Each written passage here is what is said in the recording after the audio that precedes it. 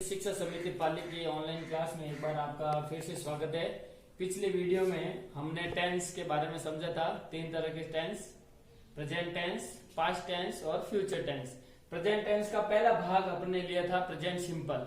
उसके अंदर आपको एफर्मेटिव सेंटेंस के अंदर कुछ बातें बताई थी। आप उनको वापस इस वीडियो को देखने से पूर्व एक बार उस पूर्व जो ज्ञान है उसको आप जरूर रिपीट करना। अब अपन उसमें दो वर्ग वाला एक सेंटेंस लिया था। आज अपन लेंगे डबल ऑब्जेक्ट, यानी आपको किसी सेंटेंस के अंदर, यही प्रेजेंट सिंपल का एफर्मेटिव सेंटेंस के अंदर आपको मान लो कोई डबल ऑब्जेक्ट वाला सेंटेंस मिल जाए तो उसको किस तरह से करना है वो आज आप इसमें देखेंगे। जैसे पहला एक सेंटेंस में लिखता हूं, मेरे पिताजी मुझको पैसा भेजते हैं। मेरे पिताजी मुझको पैसा भेजते हैं। वापस वही बात, पहले आपको सेंटेंस को आइडेंटिफाई करना है कि ये कौन से टेंस का है। तो हिंदी सेंटेंस एंडिंग विथ ता है, ते है, ती है। तो अपने को इसमें अनुमान लगा देना है कि ये प्रेजेंट टेंस के प्रेजेंट सिंपल का एफर्मेटिव सेंटेंस है। तो अब देखिए यहाँ पर किसके द्वारा पैसे भेजने का काम हो रहा है, मेरे पिताजी। तो ये कौन हो गए, सब्जेक्ट। ठीक है, अब देखिए भेजते हैं, ये अपनी वर्ब हो गई। फिर पैसा और मुझको। अब इसमें आपको ये देखना है, इसमें दो तरह का आपको ऑब्जेक्ट मिलेंगे, सजीव और निर्जीव ऑब्जेक्ट, जिसको लिविंग और नॉन लिविंग ऑब्जेक्ट बोलेंगे। तो यहाँ पर पैसा निर्जीव ऑब्जेक्ट है और मुझको यानी सजीव, यानी इसमें जान है, तो ये मुझको हो गया सजीव ऑब्जेक्ट। तो सबसे पहले सब्जेक्ट, अपने को सब्जेक्ट लिखना है, माई फादर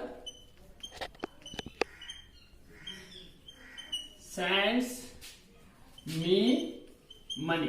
बस ठीक है। सबसे पहले मेरे पिताजी, माय फादर। अब ये सिंगुलर सब्जेक्ट है तो यहाँ पर देखिए S E N D send first form होती है और अपन ने एस जोड़ दिया, my father sends me money. इस तरह के एग्जांपल है। दूसरा, मैं उसको रविवार को हिंदी पढ़ाता हूं। मैं उसको रविवार को हिंदी पढ़ाता हूं।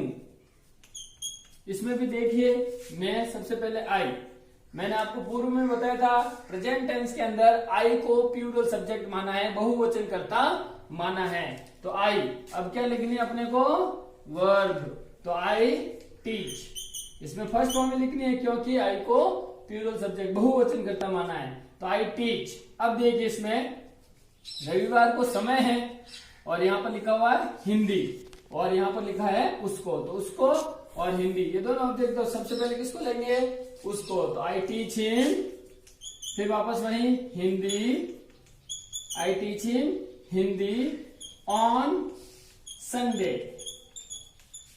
अब इसमें देखिए मैंने कुछ सुधार किया, यहाँ पर एच मैंने कैपिटल लिखा है। क्यों, तो जो भी भाषाओं के नाम अगर कहीं पहले आए तो कैपिटल लिखना ही है, अगर बाकी के बीच में भी आ जाए तो आपको लिखना है एच कैपिटल। कोई भी भाषाओं का नाम बड़ा हो तो आपको उसका पहला लेटर कैपिटल में लिखना है और ऑन और समय लास्ट में, सबसे लास्ट में लिखना है। ठीक है। तो इस तरह से आपको ये दोनों सेंटेंस मैंने आपको डबल ऑब्जेक्ट वाले लिखा है, इसमें पूरा ध्यान देना।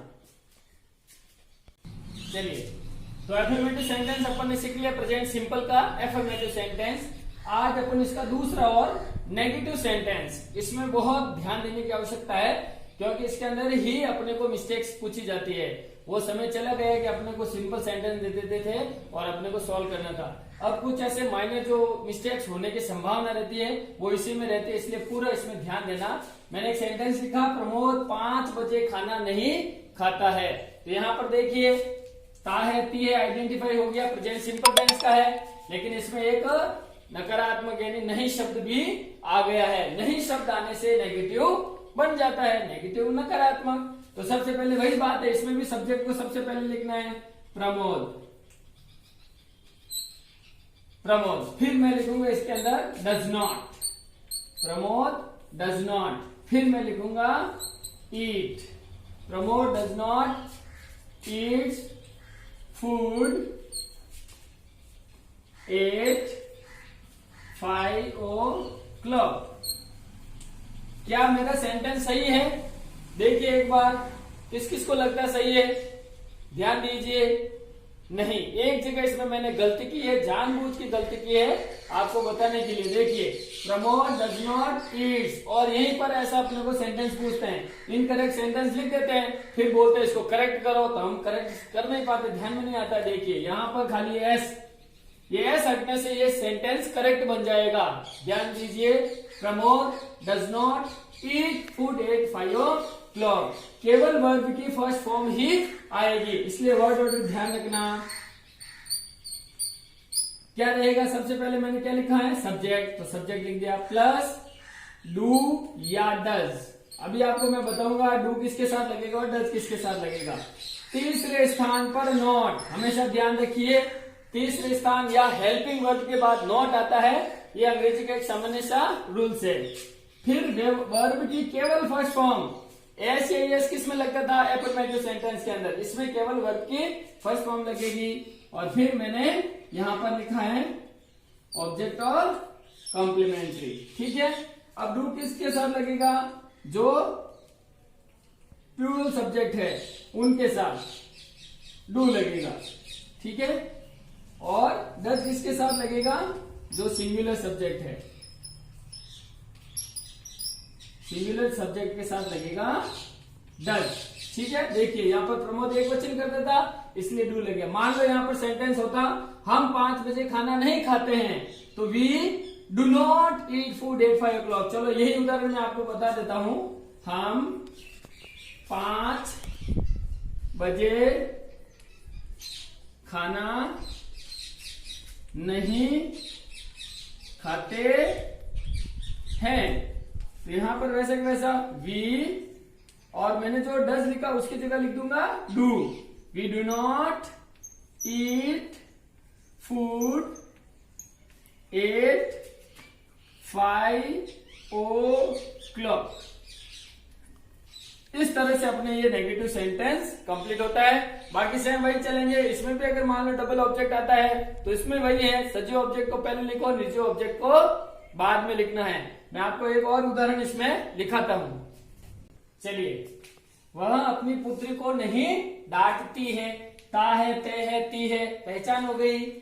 पुत्री को नहीं शब्द आने से अपने को पता चल गया कि एफर्मेटिव नेगेटिव सेंटेंस है। तो सबसे पहले डांटने का काम कौन नहीं करी है? तो वहां के लिए आ जाएगा शी, क्योंकि अपने को पता चल रहा है सेंटेंस है कि डांटती है, तो यहाँ पर सी होगा। वहां पर अगर डांटता होता तो यहाँ पर ही होता, तो सी एक वचन करता है तो लगा दीजिए does not, she does not. और डांटने को बोलते हैं rebuke, she does not rebuke अब अपनी पुत्री को, तो हर डॉटर, DAUGHTER, डॉटर। इस प्रकार से एक सेंटेंस बन जाएगा। दूसरे सेंटेंस देखिए, हम उसको पैसा उधार नहीं देना चाहते हैं, तो वी, यहां पर क्या लग जाएगा? बहुवचन करता है इसलिए डू, वी डू नॉट। फिर वर्ब ले लो लैंड।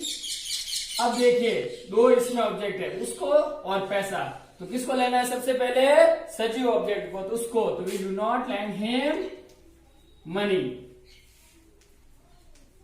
चलिए, इस तरह से अपना ये आज नेगेटिव सेंटेंस भी कंप्लीट हो गया। तो मैं आपको एफर्मेटिव सेंटेंस के कुछ एग्जांपल और नेगेटिव सेंटेंस के कुछ एग्जांपल आपको दे दूंगा, तो आपको गृह कार्य में वो करने हैं, होमवर्क के अंदर करने हैं। क्लास वर्क के अंदर और भी एग्जाम्पल दूंगा, उन एग्जाम्पल को भी आपको कॉपी के अंदर सॉल्व करना है। जितने आप सेंटेंस सॉल्व करोगे उतना ही आपकी वोकेबुलरी शब्दकोश मजबूत बनेगा, तभी आप इंग्लिश के अंदर और कुछ बातें सीख पाएंगे, ज्यादा से ज्यादा नॉलेज को अर्न कर पाओगे। Thank you so much for this class.